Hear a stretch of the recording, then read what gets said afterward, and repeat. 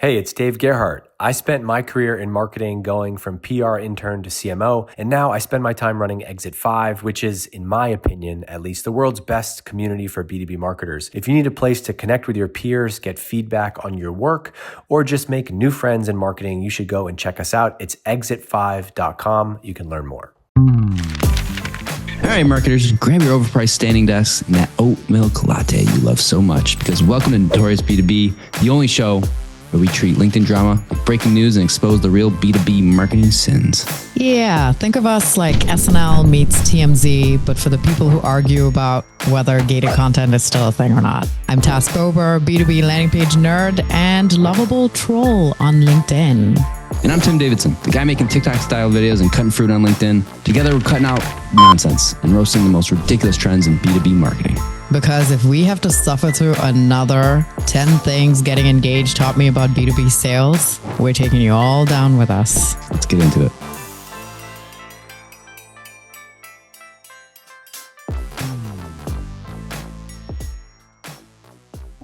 This episode is brought to you by our friends at Vector, the tool that makes sure you're getting your ads in front of your exact buyers. Go check them out at vector.co. I promise you, your sales team will thank you. You know who Chris Walker is? I have an idea for the people that may not. B2B God, if I'm being honest. Like, that's what people think. He's B2B. He's got great hair too. Don't get me wrong. Essentially, started Refine Labs, whatever, in 2020-ish, 2019. He moved on to his new company, Paceto, about a year in. So his last podcast, April 3rd or 4th, he comes out and says basically that he is moving on from his company. He's still like an investor or whatever. He's still like the owner of these companies. He's kind of gone down like a spiritual path. He can see into the future. Don't quote me on this, but if you listen to the podcast, he gets these tingling fingers and then he can see into the future. And the last month or so, he's been traveling and he's been just feeling better about himself. And he has this kind of spiritual growth path right now. So he's kind of going down a different route where it's about journaling and spiritual. I don't even know how to explain it because it's more of just like a spiritual thing. You sent me a clip, which we should play. Yes, we should. And you got to listen to it, to be honest. The episode he did. The podcast. Yeah. And obviously we can't play it on this because it's too long, but he talks about it during the entire thing. Not the entire thing. He kind of gives the background on it, explains that their podcast is making a change. Like he's moving on to this new thing. He's still gonna be posting on LinkedIn. He's got a new vibe. And if I'm being honest, I kind of like him better now. A one-way roller coaster of friendship with him because he doesn't even know who I am probably. So at first I loved him because he made it safe for everyone to say no to lead gen in like 2020. Right. He came out with the whole thing and just took B2B by storm. Yep. Loved him. Did that. Kind of went down a route of, I wouldn't say he's mean, but it felt like he was standoffish. I don't know the guy. I'm sure he's a great guy, but there was this whole, I think there was a meme at one point, like if you saw him comment on your post, it was kind of like the Jaws theme started playing, like doing it. Like he was coming after you. Like everything was it just seemed like everything was kind of negative. Like he was just kind of bashing everything except for, demand gen. Again, I'm sure he's a great guy. I'm just saying what I could see and just from his kind of point of view of the way he was doing things. Okay, let's play this clip. It's just a short clip.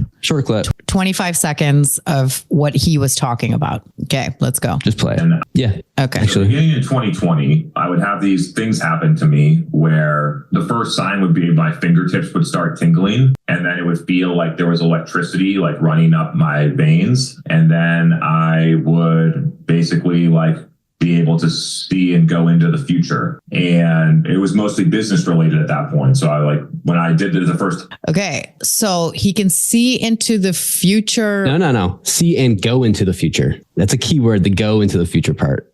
Go into the future. Yeah. And now he wants to teach people how to do this. And I guess it's like a thing. He's going to teach people how to. I don't know about going to the future, but he's going to teach. I thought when you told me about that, I thought you meant he's going to teach people how to get to that point in business, but he's going to teach them like a spiritual leader. Yeah, that's what it sounds like. I mean, he hasn't come out and said what he's going to actually do in that sense, but let me show you something else. Okay. So these are his Instagram stories. Okay. If you know of Chris Walker on LinkedIn, the stuff does not sound like him. everything you need is already inside you. It's like, and some of it's business stuff, right? Like your clarity creates speed. I get that, but it's becoming more spiritual, talking about beliefs and just like, it's just weird stuff for him. Wow. I did not expect. Interesting. Okay. By the way, they're called Magic. Wait, so that's his account? Magic is his account? No, his account is Chris Walker. Okay. His Instagram story, you know how like you have a little compilation? It's called Magic. It's called Magic. Okay. So in this, he is talking about if you believe it can't happen, it never will, and you'll find evidence confirming bias, which I actually have read and seen those things before. But he's basically saying everything you already need is inside you. We're becoming more like philosophical versus, tactical and business. And like, he's gone from like Alex Hormozy style to like straight Buddha. Yeah.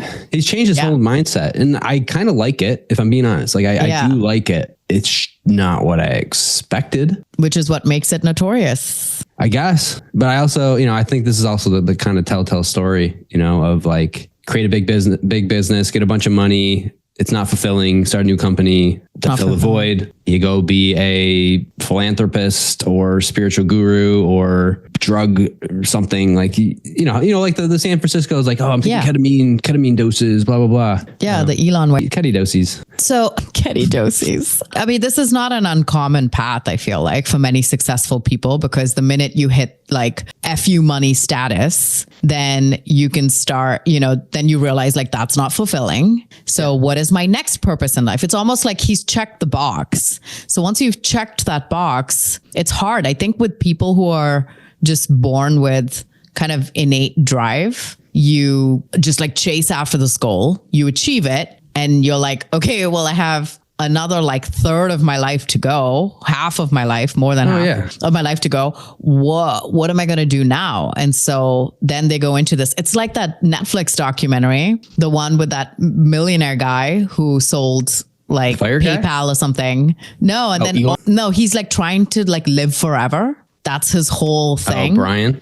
Yeah, Brian. Yeah, exactly. So he's just gone down this path. Like that's. But it's like, you have so much time on your hands. What else are you going to do? So like now Chris will hit the success thing. Yeah. Right. And so he's got a few money now. He can do whatever he wants. Now he's like, I'm bored. I kind of don't want to do this all over again. Not bored. That's not his reasoning for it, I'm sure. But now he's there has to be a higher purpose and reason for us being here rather than just like money and B2B and demand gen. Yes. Now he says he's still to LinkedIn. He's still going to be starting something. So that's what I'm very curious about. Where's the tie-in of the business and the spirituality thingy? I mean, what if this is just like coming full circle and he's just going to sell courses on LinkedIn on how to grow on LinkedIn? I don't doubt that. Like I could see that. You become a guru or whatever, and you start losing all your money, and you got to sell courses. This is what happens. Yeah, let's see what happens. He heads up his commune and who follows him there. He does have some loyal people. It's kind of like very loyal people. If you ever come after Chris Walker, like you're screwed.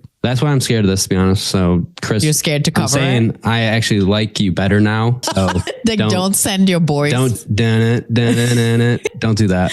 I mean, we're friends. Maybe one day we'll be famous enough where he can come on here and tell us himself, and we'll have nothing to say because we'll be too scared to retaliate. No, I got spiritual stuff in me. I could do that. I could play the game. Okay, you'll have to do that. I'll sit here and be like, you don't know how to notebook. A fly. You're not a notebooker. Not a notebook. So yeah, we'll see what he ends up saying if we ever have a chance with him. But yeah, good for him. What we got? Hey, move on. People have Chris Walker. Moving on. Hey there, Jess Cook, head of marketing at Vector here. And anyone who listens to Tass and Tim on Notorious B2B is a friend of mine. So I'm going to hold your hand while I say this. Native targeting is filling your funnel with ghosts. Wouldn't you rather put your ad dollars toward, I don't know, people on your website, clicking your ads, researching your competitors? I know I would. Vector lets you build ad audiences from those exact people. Unlike native targeting, which gatekeeps that shit. Only letting you pick like some titles and industries and then just trusting them to show your ads to the right people. Boo. Okay, rant over, go to vector.co and get your ad audiences right. Hey, I'm Sahil, CEO of Spiralize, the company that captures winning A/B tests from 78,000 websites. So yeah, we've seen what actually works. This February, I'm teaming up with folks like Anthony Pieri, Jess Cook, Rob Kaminsky, Taz Bober, and Alina Vanderberg to host Above the Fold, a workshop-style event designed to help you build a better website. No keynotes, no panels, just hands-on practical sessions you can actually use. And one more thing, we're skipping the useless conference swag. No stress balls, no XXL t-shirts, no USB drives from 2008. Instead, we're donating that budget to charity and giving you something better, real takeaways that don't end up in the landfill. Join us in February. Get the details at spiralize.com/abovethefold. Chris Walker, as we know, yes. has gone down this enlightenment path. For those that don't know, the quick recap is he was the CEO of Refine Labs, moved on. Made his name there. Made his name there. He was the guy that coined dark social, told us that we were okay with not talking about lead gen anymore, and then left Refine, still was on the board, started a new company called Paceto, which I'm still a little bit unsure about what they do. I think more the Like technology services plus okay. tech, but not. Anyway, yeah, something like that. Anyway, but very quickly pivoted from Paceto and now seems to have found enlightenment. And we're talking like not B2B enlightenment, like real life enlightenment, where he is, I don't even know what to call it. Like he's basically, go watch episode 3 where we cover it. But he talks a lot about like finding yourself and everything you need is already inside you. So very like guru coach kind of situation happening. So now he started his new company called Encoded, and it's in all caps, Encoded. So I want to pull 3 months in, I think, right? With, like that was started like 3 months LinkedIn ago. always adds an extra month when you start something. It just gives you a buffer of an extra month. Have you noticed that? Does it add an extra month, or is it if you put, let's just say January 30th, that counts as a month? I think it just adds it. Really? Regardless. So if I put February, it would say January, essentially. It would basically say 1 month in. Like you've been doing it for 1 month. B2B math. Is that B2B? 3 employees. Yes, we're going to talk about that. That's interesting. In a second. So here's Encoded. Love the layout here. I mean, great background image. It's like he's been in marketing. Oh my God, his followers are going to come for us. I just know it. Okay, Encoded, all caps. Unlock your encoded potential. It's considered a think tank, has 72 followers and 3 employees, okay? But the overview says, most people try to change their lives from the outside in. There's your M dash. Is that an M dash? Oh no, it's AI. Oh no. Chasing relationships, status, or success. Encoded flips that. We create tools, experiences, and frameworks to help you upgrade your inner operating system. M dash. There it is. Thoughts, beliefs, emotions, and energy. M dash. So you gain clarity on who you are and naturally attract the people, ideas, and opportunities aligned with your highest path. I feel like I've seen this copy in a B2B website before. No? Yeah, I mean, that's funny. Unlock. I mean, unlock it. This is a B2B, this is B2B for sure. So good for him on the B2B side. I guess. Now, he changed the logo, which was interesting because the logo that he had before, and I'm going to stop sharing so that I can pull up an image of what he had before. It looked like what it looked like before. Encoded. No, that's right. Yeah. You remember this? You know what it looks like? What? Have you seen the image, or there's a post going around that said all the AI logos look like buttholes? Yes. Yes. I have actually said, yeah, what is up with that? That's what it kind of like ties with that though. We should do it kind of has an AI look to it. Yeah, yeah. I mean, it's written by AI, so come on. Okay, Encoded, and that was the logo, okay? And then someone sent me this company, Pelion, who also has the same exact logo with a different background, which was so hilarious to me that it was the same. But here's the additional kicker. If you look at Encoded, one of their employees is actually a graphic designer. But like I see what you're doing here. A freelance graphic designer, nonetheless. But you know what I mean? Yeah. Yeah. So Bronco, I see where you got your inspiration from. But also it's like, when I was trying to come up with logo ideas, I'm like, there's like a billion of the same logo stuff. So it's not hard to like copy. But I thought it was just funny that these two looked identical. So that's where we are right now. We haven't heard anything else. He hasn't posted or anything in a minute, right? No. More so on Instagram than here. Maybe that's where he's pivoting to where his audience is. It's probably where the audience is, I'd assume. Like that's more the audience, possibly. But his logo's changed, so we're already learning Hey, and love pivoting. it. Yeah, I mean, shoot. Look, I'm excited for him. I mean, here's the thing: like he can do whatever he wants because at the end of the day, if he fails, he can go to any of those like Rogaine, men's balding experimental places and be like, "I'm the perfect spokesman." Do an AI image me before, AI image after, or no AI image. Have you seen his hair? Yes, I understand. Beautiful. He's like 35, probably 37. Beautiful hair. Greatest hairline I've ever seen. He can go to any of those places and just make a ton of money. I'll be your spokesperson. Using fake images before and after. I mean, have you ever seen these 100%. before and after images of any health place? Yeah, that's what they do. True, but you'd like to believe that they are. You know. Well, that was that's one you didn't when you're not in marketing, you believe it. Okay, so that's the latest on Chris Walker, but Good for him. he got a follow on Encoded from me today. So clearly whatever he's doing is working. Chris Walker has taken a little pivot. Are you aware of his pivot? Oh yeah. Okay. We're friends. Oh, okay, perfect. What are your thoughts on that? Do you feel like, I feel like that's like you hit CEO, right? And you're successful. And then I feel like that's the path. The next thing is like enlightenment, maybe Buddhism, maybe on a beach somewhere. Yeah, I mean, that's a nice and haha way to spin it. But really, as a business person, Yeah. if you read any classic, how to build a business book, there's like, oh no, the main problem business owners have is that they're working in the business, not on the business. So the journey Chris is on is exactly this. He's learning how to be an owner, not an operator. And who makes the most money is not the founders, it's the investors. You do 1,000 times less work and you make 1,000 times more money. So that's the journey he's on. He's playing chess. We're all playing checkers. He's playing chess. Yeah, we're all playing checkers. He has ownership stakes in a number of companies. True.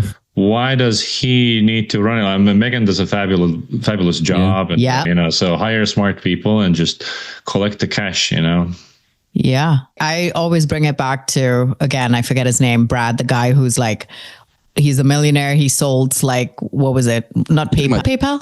Talking about Tom, MySpace guy? Is it? No, not Tom, MySpace guy. The guy who wants to live forever. And so he's that CEO. Brian or whatever. Yeah, but he sells like... he sells like stuff too, but he doesn't need to. Because he wants to, he spends all his time just chasing increasing his lifespan. And I feel like, he's done the business thing. He's got the cash flow and now he's like, so it's almost that existential question of if you didn't need to worry about money, what would you be doing?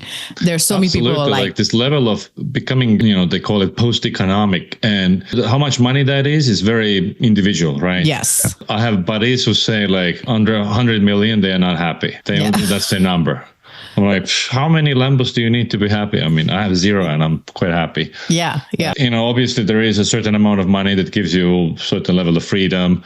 I think if you make like 500K net per year, you can live a very nice lifestyle. Yes. Oh yeah. Should you be able to spend $1 million a year? Holy shit. That's a lot of money. That's a lot of money. And you can lease all kinds of fancy cars if that's what you're into. And so if you scale it down, like how do you measure the success of a company or of a person?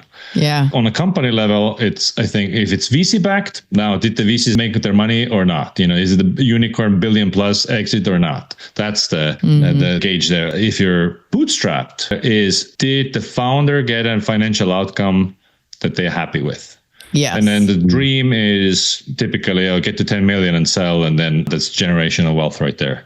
Yeah. And then there's another personal level is that am I happy doing what I'm doing? And so provided that the day-to-day financial stuff is solved, taken care of.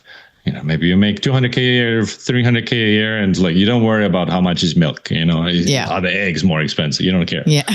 Don't know how much the eggs even cost, maybe. So then it's like, am I having fun? Am I growing? And if those things are not true, then you pivot, personal pivots, right? So agency life, and you guys might know a thing or two about it, is no walk in the park. You have to deal with clients. Oh my God. I was a consultant for 10 years, and my read is that being a consultant comes with an expiry date. If I never have to talk to a consulting customer ever again, I'm a happy man. It was like the B2B, quote unquote, God. I'm serious because that's what people call them. I was gonna say king, but God sounds King, actually God. more accurate. I've heard someone say that though. Chris Walker. We did talk about him. I forgot what episode it was, but we did talk about his kind of journey, make some changes. He's now the founder of Encoded, but he founded the big thing where he kind of came out was Refine Labs. That was the company he started. They were everywhere on LinkedIn for a very long time. He just gave up all of his shares. So it's 2 days ago now. So Tuesday, he is now done with Refine Labs, gave up all his shares fully. Yeah. So he's completely done with it. So basically he stepped away from it. Megan Bowen took over as the CEO, but now he is completely gone, gave up his shares. He's moving on, which is very interesting to me because that's what he got. He kind of like became a household name for, starting for Refine Labs, all the content they were creating. We posted about it. It's the end of an era. I've exited Refine Labs. Last week, I sold all my remaining shares in Refine Labs to existing shareholders and a private investment firm for an undisclosed amount. I love him telling us the undisclosed amount. Yeah, I wonder how much. That is the exact reaction he wanted. Like, by the way, I sold it. I'm rich as fuck now. Anyway, let's keep going with the story. Good for him. Yeah. So it sounds like he's moving on to, focus more on Encoded. Yeah. And then Megan also, I saw Megan's post first. So Megan's going to be taking over. Yep.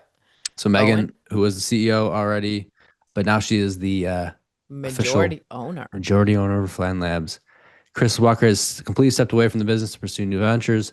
I'm grateful for his vision and that set the foundation for everything we've built. Additionally, so here's another add-on here. I'm thrilled to welcome Grandin Holdings as a strategic investor in Refine Labs. Their investment signals strong confidence in our business and our customers and our future. That's very interesting.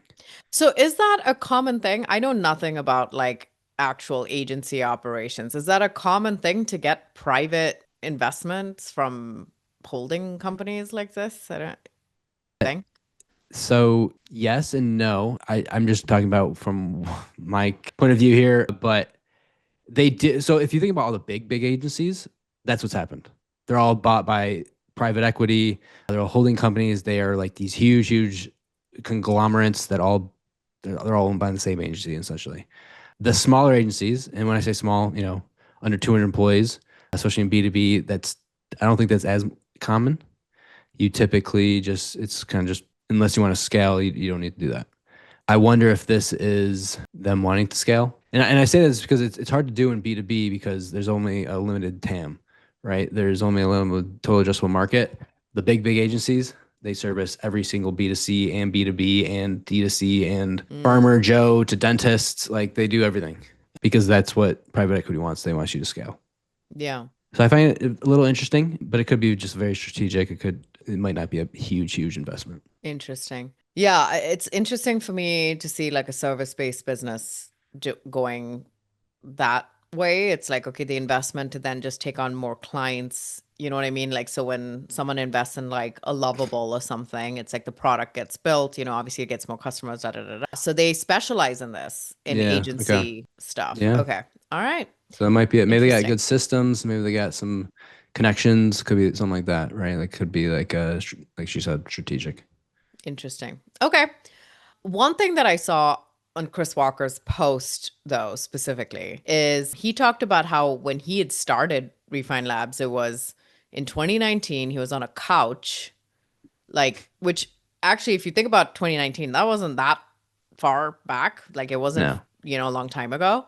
2019, he was on a couch. He had like $3,000 in his bank account, nothing else. But it was funny that it literally came from there. He had this I remember listening to the first couple of episodes of him and Gaetano and on what's his show called? I think it evolved over time, but I think at one point it was Jumanji Live. Before that, it was something else. Yeah. So you had an interesting POV there. That's how it kind of all started. People were joining. I joined a couple of those live Zoom things. And yeah, so it truly is an end of an era. It feels like Refine Labs is doing a great job. There's a lot of known people there and known people from there who have moved to other in-house roles and big positions, but it still doesn't feel fully Refine Labs without him there, right?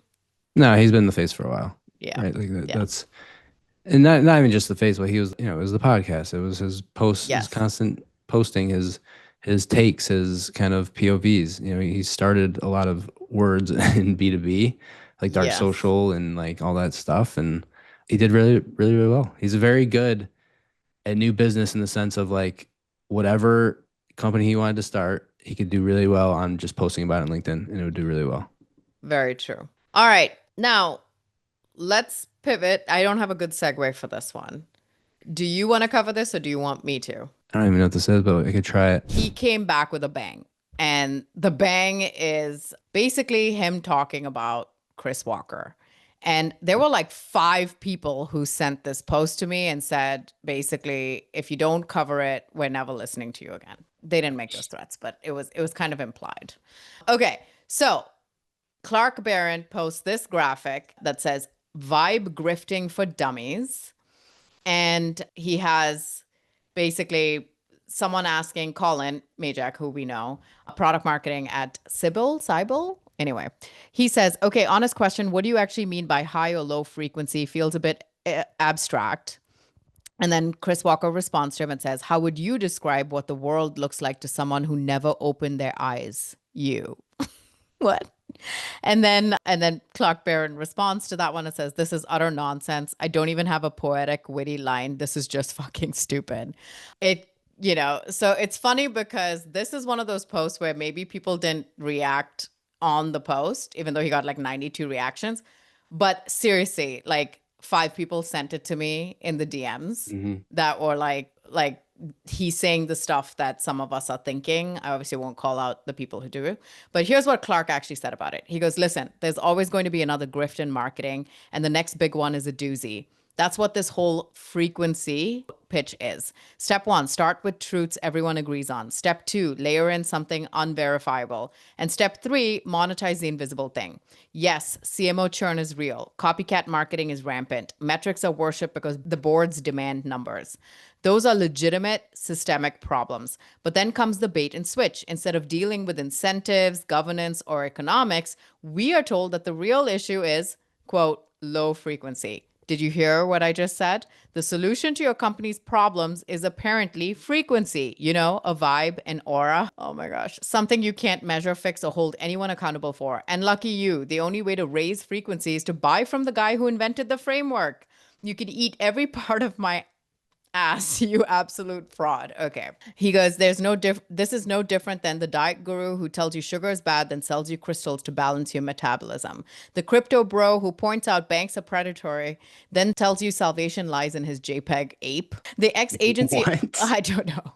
The ex-agency owner who acknowledges burnout is real, then insists that the cure is vibrating higher after an ayahuasca bender. Ayahuasca. Yeah, That's how you Burning spell Man. it. I don't think that is. Anyway, it's the same move every time. Smuggle nonsense, inside truth. Companies don't need high frequency. You want to know why? Because that's fucking stupid. It means nothing and it's nonsense.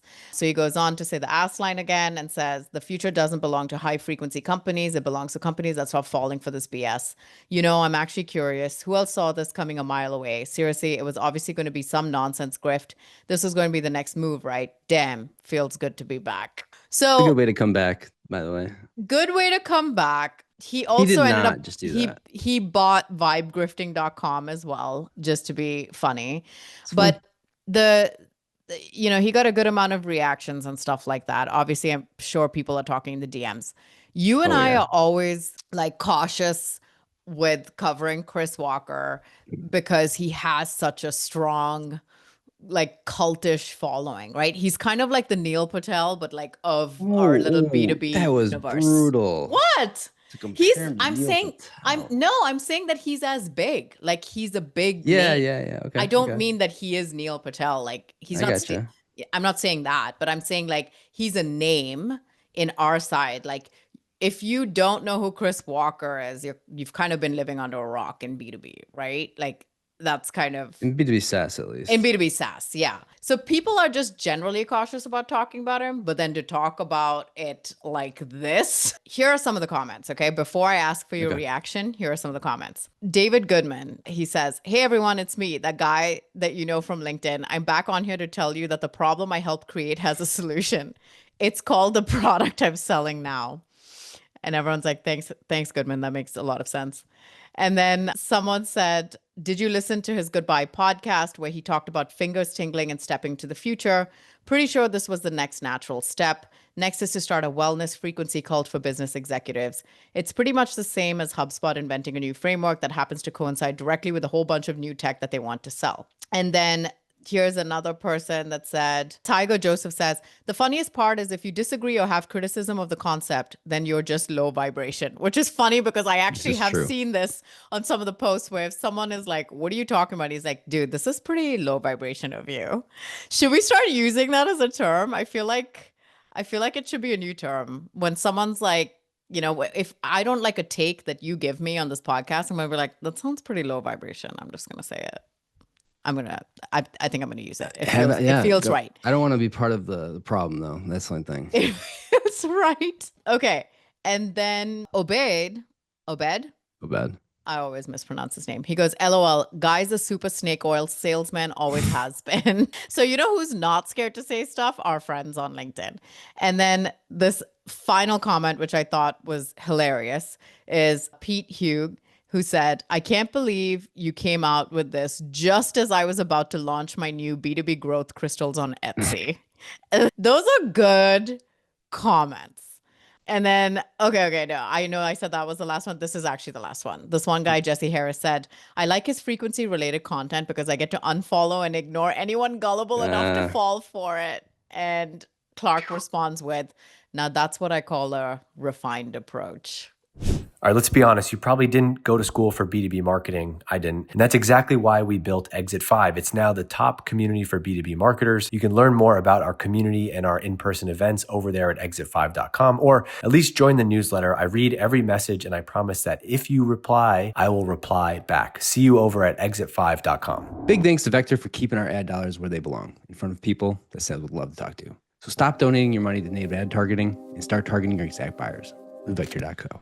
And that's a wrap on Notorious B2B, where we expose the nonsense and remind you that most B2B marketing is just a very expensive guessing game. Don't, and post a passive-aggressive LinkedIn poll about it. We'll still find you. And if you have B2B drama we should cover, slide into our DMs. We accept screenshots, leaked internal memos, and questionable brand rebrands. Until next time, keep your marketing unhinged and your LinkedIn bio free of the words growth hacker. See you later. Later, skater.